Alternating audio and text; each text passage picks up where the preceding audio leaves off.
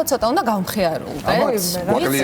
ზოგადად ტრადიციები ჩვენი იდენტობის ნაწილია და მასევე საახალისო და საინტერესო თემით შემოგიერთით რა ტრადიციები აქვს ზოგადად მსოფლიოში, რადგან ახალი წლის პერიოდია, გადავწყვიტე რომ რამდენიმე საახალწლო უცნაური ტრადიციის შესახებაც მოგიყვეთ და გითხრათ რომ აი მაგალითად საქართველოში თუ კი ავღნიშნავთ და ჩვენი განუყოფელი ნაწილი არის გოზინაყი და საცივი, ზოგიერთ ქვეყანაში მაგალითად სკამიდანაც კი ხტებიან და ახლა უნდა დავიწყოთ ვენესუელადან, თურმე ვენესუელას დედაქალაქ კარაკასში შობის ღამეს გორგოლაჭებით სრიალებენ და იქ მიდიან ხოლმე, ასე ვთქვათ, იმდენად პოპულარული გახდა, რომ ქუჩების გადაკეტვაც კი მოუწია მთავრობას, რათა ყველამ შეძლოს უსაფრთხოდ სრიალი.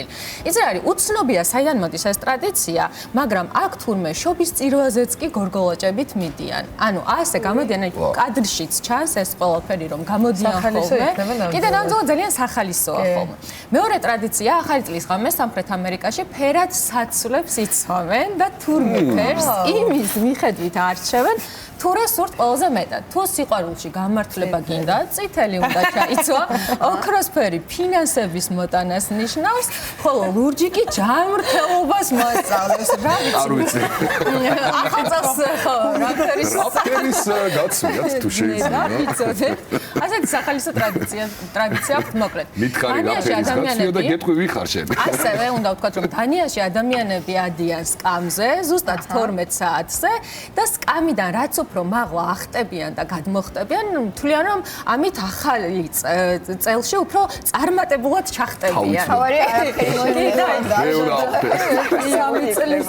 კადრებშიც კარგად ჩანს ხოლმე როგორ აკეთებენ ამ ყველაფერს და ძალიან სახალისოა ეს დამეთანხმებით. ახალ წელს პერუში მეგობრები თურმე ხელჩართულ ბრძოლას მართავენ.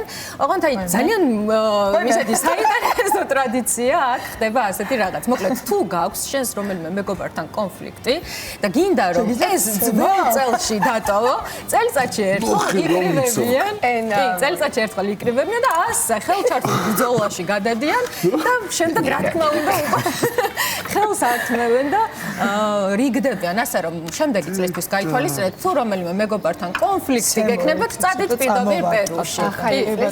ახლა შემძლია ყურძნის 12 მარცვლის ტრადიციაზეც არ გადავიდეთ.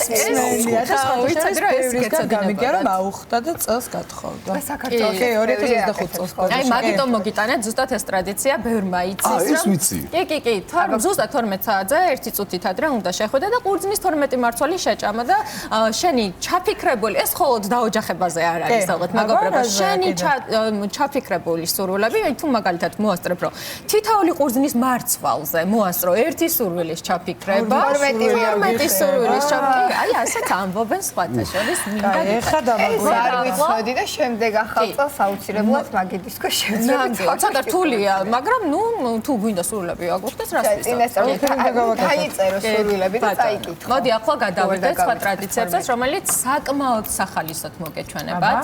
დანიაში არსებობს ასეთი ტრადიცია, რომლის მიხედვითაც თუ 25 წლის უკვე გახდი და ისევ მარტო ხარ, ანუ დასაოჯახებელი ხარ, შენი მეგობრები იკრიბებიან და თავზე დარიჩინს გაყრიან.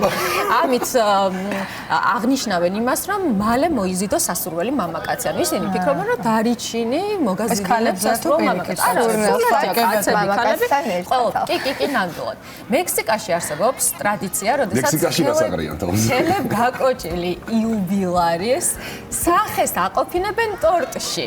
აქ არაფერს არ აყრიან, მაგრამ სახეს აყოფინებენ ტორტში და ასეთ ფრაზას იმეორებენ მეგობრები, ლა მურდიდა.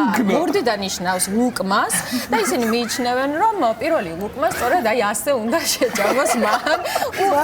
უკნეს საწყალკაცი. ძალიან სახალისო კადრებია ნამდვილად. და ეს არის ერთ-ერთი ჩემი ყველაზე საყვარელი ტრადიცია, ასე ვთქვათ. ცოლის ხელით ტარების ჩემპიონატი იმართება ფინეთში, რომლის დროსაც ხრები ისინი დაღავს. შამანელი ცოლებით სხვადასხვა დაბრკოლებებს და ბარიერებს გადიან და ვინც გადალახავს ამას და ფინიშის ხაზამდე პირველი მივა ის ამბობენ რომ პრიზად მიიღებს ცოლის სტოლ ლუდს. ჩვენ ხელის გულის ტარებში ვართ ჩემპიონები. შეგვიძლია ასეც და ახლა გადავიდეთ ფორთოხლების ომზე, რომელიც იტალიაში იმართება. ადამიანები იყოფიან სხვადასხვა ჯგუფებად, რომელში თითო ჯგუფში 9 კაცია და ერთმანეთს ფორთოხლებით ეომებიან. საიდან მოდის ეს ტრადიცია? უცნობია. კი, ფორთოხლებს ესვრიან და აი, სწორედ აქ გამახსენდა, თქვენს გეცოდინებათ, ასეთი ცნობილი ტრადიცია არსებობს ესპანეთში პომიდრების. კი, ბატონო, კი, ეს ომი, თუმცა რა ვიცი, დამეთანხმებით, რომ პომიდრების ომისგან განსხვავებით, ფორთოხელი საკმაოდ მტკივნეული იქნება, ხო და მძიმეა, თუმცა ასე ერთობიან და ატარებენ დროს. თავარია მსხვერპლის გარეშე თუ სრულდება ხოლმე. კი, მსხვერპლი არ ყოფილა საბედნია რა, ჩვენ მანდარინებით ვიჭხუბ.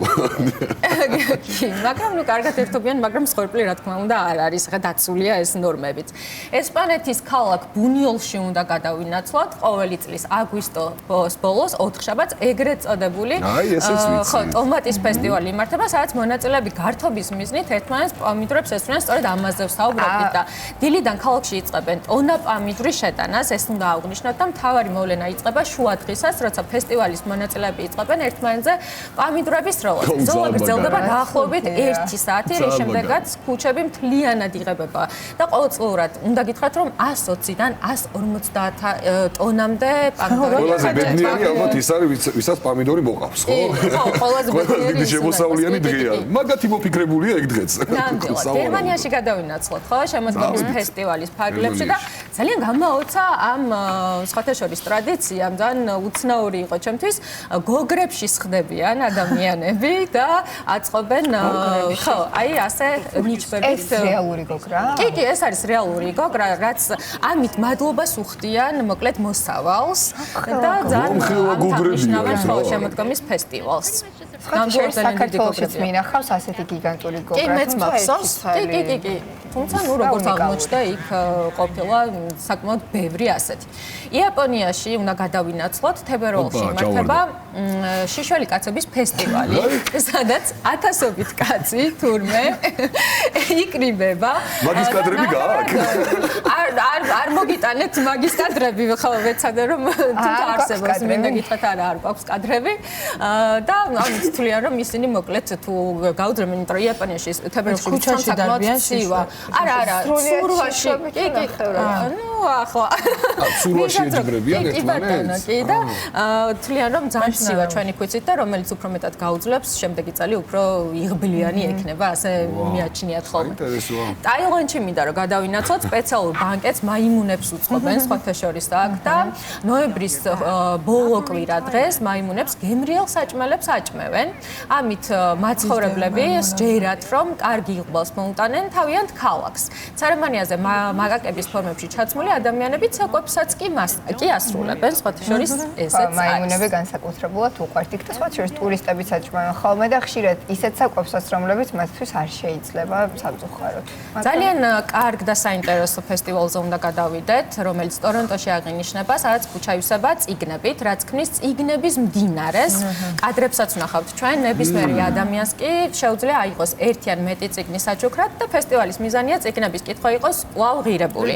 და დამთანხმებით, რომ ეს ნამდვილად გამორჩეული ფესტივალია. საქართველოშიც მოვაწყობდი ასეთ ფესტივალს. დიდი სიამოვნებით. ესეც ჩემი აღმოჩენა გახდა.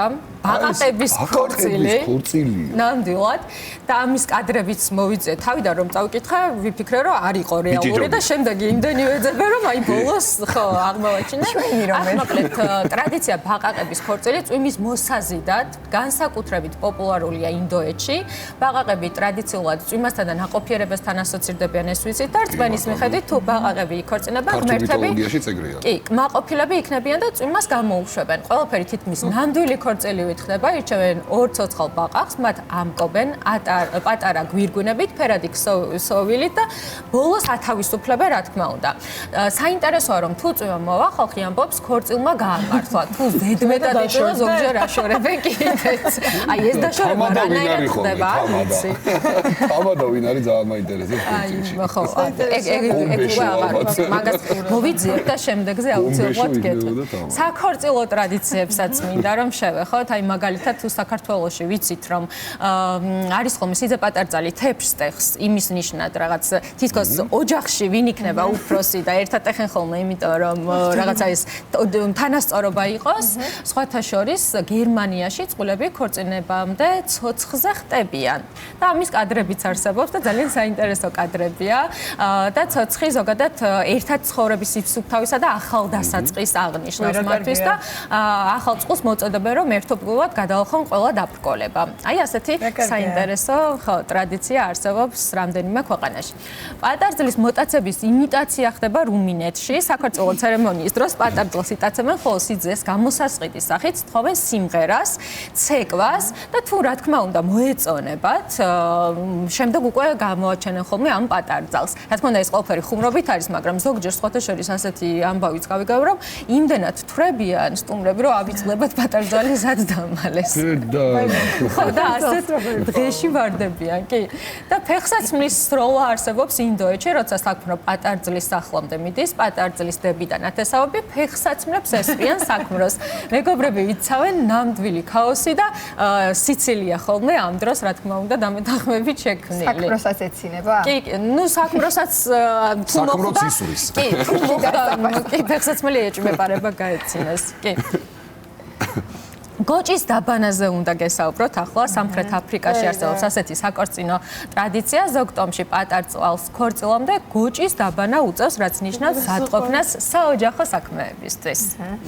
და სიცილის საკრძალო არსებობს კონგოში. ზოგ კულტურაში ახალ წვეულებს ქორწილის დღეს გაცინება ეკრძალებათ, სერიოზულობა, პასუხისგებლობას.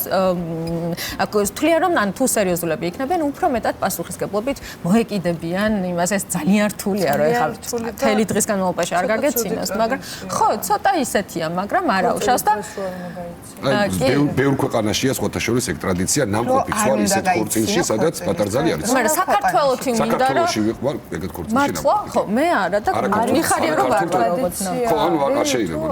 ჩუმად არ როგორ არ უხაროდა, მაგრამ შეიძლება არც უხაროდა, რა ვიცი, მაგრამ ნუ ჩუმად იყო რა. კი.